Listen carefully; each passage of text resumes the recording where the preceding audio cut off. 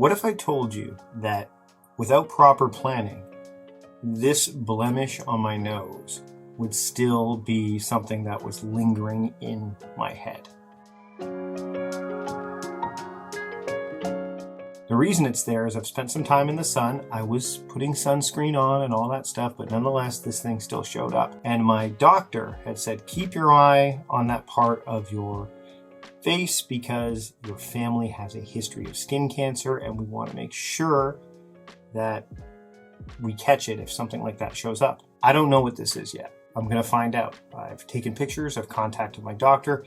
Getting an appointment right now is not the easiest thing in the world to do, but I was proactive. I saw it, I jumped on it, I took care of it. And that's what I want to talk about today. The idea of planning. The idea of the importance of planning, because if you fail to plan, then you better plan to fail. And this is something certainly I don't want to fail with. So let's talk about the idea of planning. First off, when you put a plan in place, it gives you a template, a blueprint, a waypoint to work off of, which you wouldn't normally have otherwise. Walking into the day without a plan is a lot like walking into a restaurant and there not being a menu. You have no idea what you can order. You could tell the server that you want a hamburger and fries and they could say, we don't have hamburgers here. So then you're back to square one. But you don't have a square one to go to because the square one doesn't exist. You're just, twisting in the wind. Same thing happens when you go into your day without a plan. What's interesting is that the plan will have to be nimble. It'll have to be flexible. I've talked about being nimble before. I've talked about planning my week. I did a whole live stream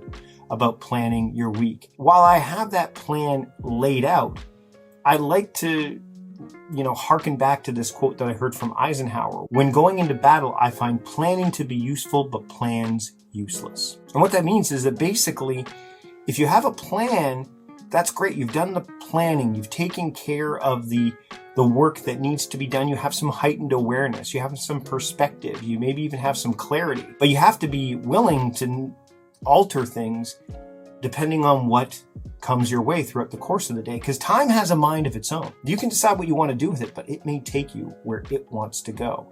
And having a plan in place allows you to navigate that and go into the day with that understanding without feeling overwhelmed by it or being, burdened by it. I didn't have plans to call the doctor about this. I didn't. But because I had plans for my day, I was able to actually fit this in and navigate it in a way that made sense without it derailing my entire day. I knew what I was going to be working on, so I wasn't going to be sitting here worrying about what this thing is and how it's going to be dealt with. It's the same thing with my wife saying, hey, you know what? You got to call the mechanic to get the car stuff taken care of. That was something I didn't plan on doing today, but I fit it in. I did it, and then I got back to the plan. Had to call the orthodontist for my son.